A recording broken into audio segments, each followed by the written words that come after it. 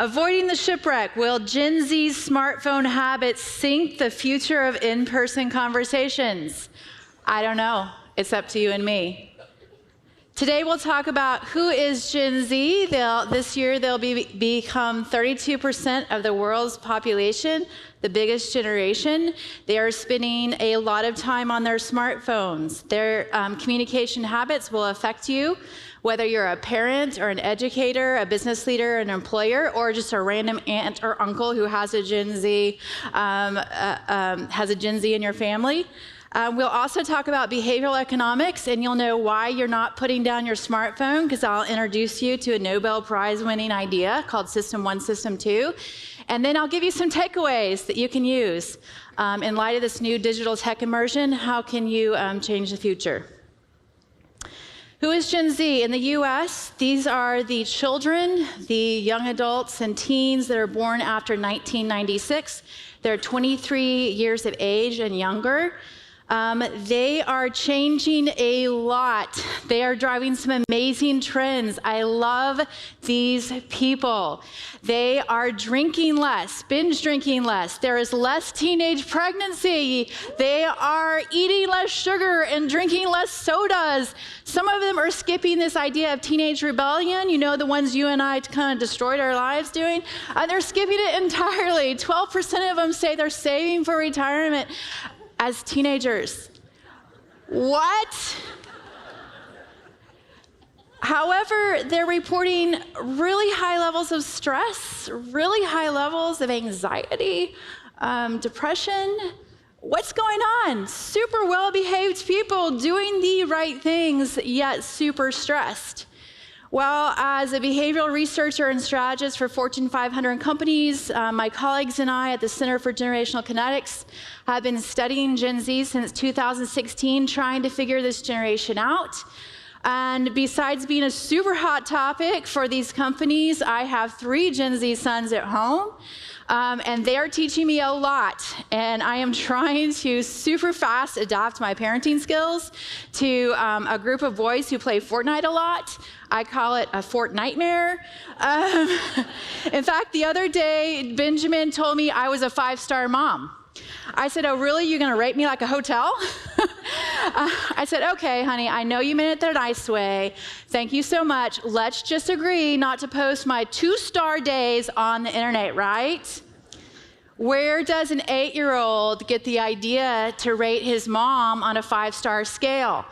On the internet. He's spending a lot of time online, as is all of Gen Z. Here are the numbers. For the Gen Z that we survey, ages 13 to 22, 97% of them have a cell phone. They're using it a lot. In fact, the day they get their cell phone, for many of them, if you talk to them, is more important to them than the day they get their first car. This is what they're reporting, the hours per day they're spending on their cell phones. For girls, it's almost 7.5 hours per day. For guys, 6. Don't worry about guys. They're still spending a lot of time. In fact, they're gaming on other devices, and that's just the cell phone number. Now, how in the world are they spending all this discretionary, almost all their waking discretionary time on this device? Well, they're giving up their sleep. I asked them, how many of you are on your cell phones after midnight? And the people who were honest with me said, that's almost a third right there. I'm on my cell phone after midnight every night of the week. What does that mean for you? It means that almost every teen, 1 in 3 of every teen you see is sleep deprived. Now, I think there's more at stake than sleep deprivation, although this is shocking enough. I love this quote by Paul Virilio because he said, when you invent the ship, you invent the shipwreck. This device, inherent within it is the strength and weaknesses. It's an amazing device. It's decades worth of research. You can go anywhere on the world with it. You can contact anyone, and anyone can contact you. You can get all the information you need, the sum of the world's knowledge. You can run a business from this phone. This is a powerful ship. It also has the weaknesses built right into it. You can shop till your thumbs drop. I tried to do that on Prime Day. It didn't work. I mean, my bank account dropped, but people can track you anywhere. You can work yourself till you're blue in the face. There are some weaknesses here.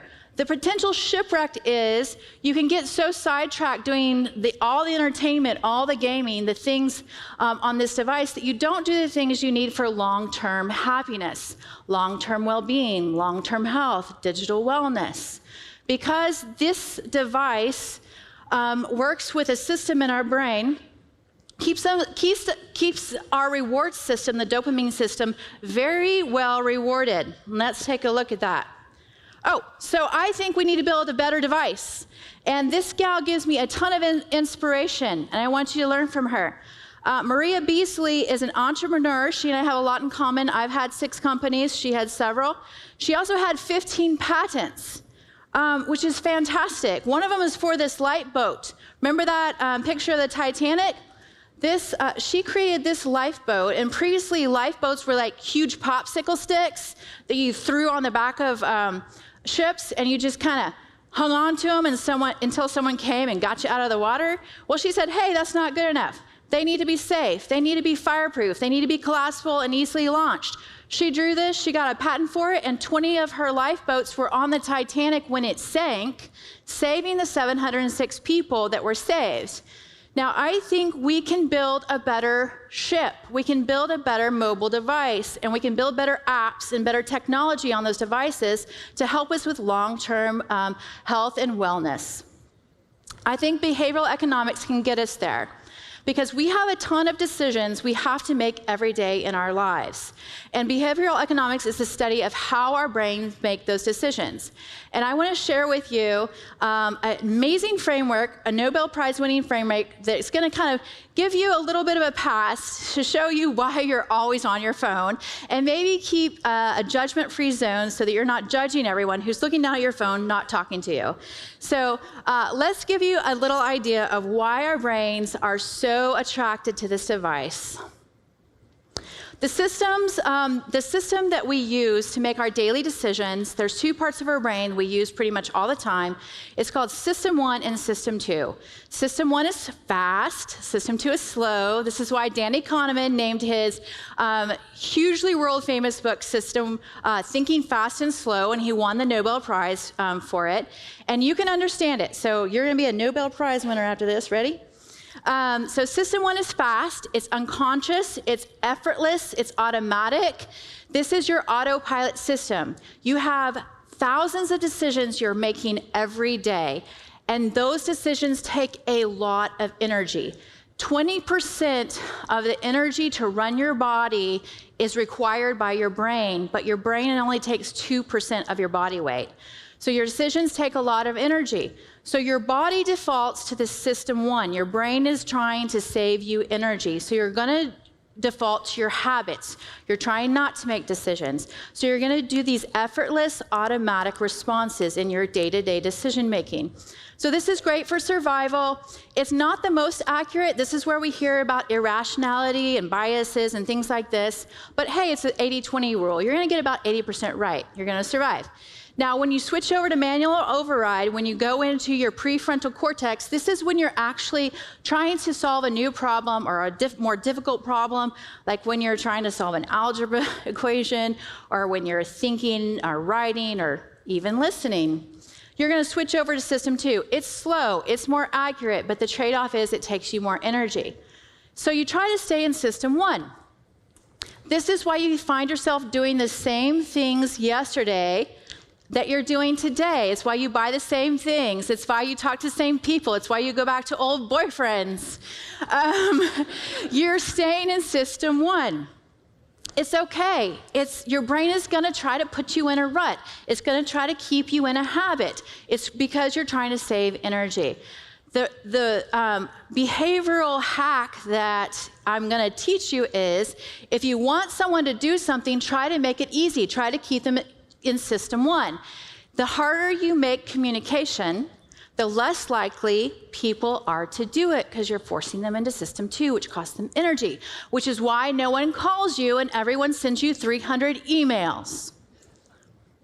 This is why you can't put your phone down, because what this device does so beautifully, so wonderfully, is that it reduces the friction of communication. It's also the type of communication that we're going to go over here in a second, the type of communication Gen Z is practicing, at least Gen Z women, 7.5 hours a day. And I think this has some implications. So let's talk about what they're learning. Fast binary choices. Thumbs up, thumbs down. Like, not like. Heart, not heart. Share, not share.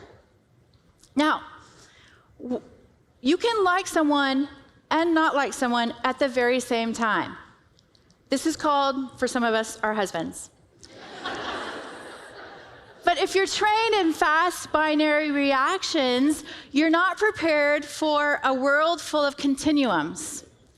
And the smartphones are also visual and graphic, and so you're always bombarded by pictures, but not a lot of nuance. And another thing that's frequently happening now is that dopamine drip. Every time you pick up a phone, you're getting a dopamine drip. And for the teenage brain, the rewards are double. So we have a low friction, high reward device. That's habit. That is a habit. And then easy avoidance. Wow. Remember that breakup you had? That terrible, horrible breakup? You'll never forget the very, very ugly cry you went into? Well, cry no more. Because smartphones solve this. All you have to do now is text someone. And you don't even have to do that. You can just block them or ghost them. And I'm not saying this has ever happened to me 3 times. Once by a guy who had a PhD in communication. I'm serious, it happened. These are the skills you need for in-person communication. Guess what? They're System 2 skills. They take effort. They take energy. They're not as easy and entertaining as System 1, and you don't really even practice them on smartphones. These are the skills that you need for deep, meaningful relationships, for collaboration, for building really deep, meaningful ties in social networks. You can have 1,000 followers on Instagram and no one to change your tire if you need it. You can have all those annoying people in your life and you don't want to listen to them. In fact, when you actually do sit down to listen to them, this is what happens, right? You sit down, you listen, you listen, you listen, you try to repeat back to them what they said, and what do they say? That's not what I said. You're like, what? That is what you said. And there's no like text to go back and say, hey, that is what you said. And then you get into this argument about, you didn't say that. Yes, I did say that. So in-person communication, some of you are saying, hey, I'm so glad we don't have that anymore. It was all about miscommunication to begin with. Who builds deep, meaningful relationships to begin with? It's all hard. It's really, really complicated. Let's just send people emails. Well, in-person communication, for those of us who grew up in analog childhoods, we kind of figured out that, hey, this is how you build relationships. People are confusing. They're a little messy. It takes a little time to get to know someone. That annoying woman at work, eventually you're going to ask them to marry you. They can become your best friend, and people who don't agree with each other can eventually become collaborators. We can innovate this way. It takes time and effort, but face-to-face communication is worth it in the long run. It's one of those long-term System 2 things. Gen Z hasn't had those experiences yet, and we're going to have to train them on these skills.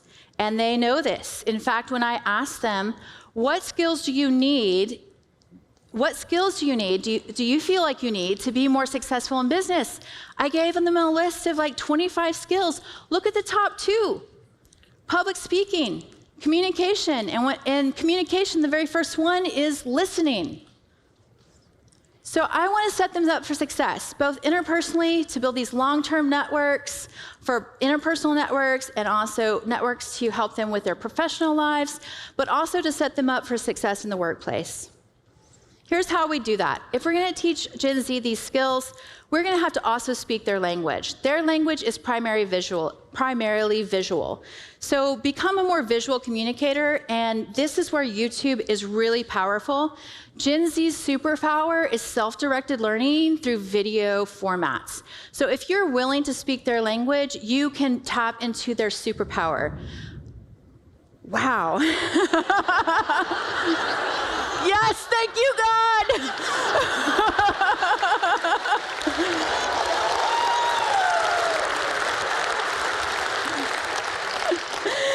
Okay. Okay, do I need to say anything else? Benjamin, my son, taught himself sign language in first grade on YouTube. He taught himself chess, and he still beats me almost every time on YouTube. And I'm pretty sure we do not need Elon Musk to take us to Mars. What we need is Gen Z in a room with some Home Depot gift cards and YouTube. And I am serious about that. Now, if you want to teach Gen Z some longer-term skills, some of these longer-term things, you need to break them down into smaller segments with a visual tracker, like the Domino's Pizza Tracker. Who does not love that? Progress towards goals. And Gen Z wants to go fast. You can upskill them super quickly, but you have to break it up into small segments and give them a visual organizer. Do it. When you do, they're going to give you feedback on how to transform your brand online in digital environments, and they can show you how to do that. These are the skills Gen Z needs to practice more often. This is a list of things we can teach them. We're going to need to get better at it ourselves, by the way. And the one I really want to hone in on is the positive psychology. This is a study of happiness. Forget stress and anxiety. We have the magic bullet. We have the secrets to what makes us happy, and it's the study here of positive psychology. We can teach this to Gen Z, we can teach it to each other, and we can figure out what makes us happy. And I became a behavioral scientist because I really desperately needed to improve my decision-making skills. I kept on making really poor decisions again and again and again, and now today, you know why? Because I kept on falling into system 2. And I want to take every opportunity to help anyone who wants to improve their decision-making skills to learn these things, and this is why I'm here today. And this is why Maria Beasley and her lifeboat is really important to me, and those 15 patents. She was a dressmaker, not an engineer. And all of you out there, you don't have to be an engineer to be dissatisfied with how smartphone technology is training us and to want to make a better tomorrow. And so I think 1,000 patents are out there right now in all of your brains and all of your skill sets. We can create apps, and we can create companies, and we can create software that help humans be better people. We can help make them reach their goals, the short-term goals and the long-term goals. We can help them have happiness in their habits, all through building better technology. And so I hope you're with me in doing that. I want to be a part of it. And if you want to do that too, let's have a conversation.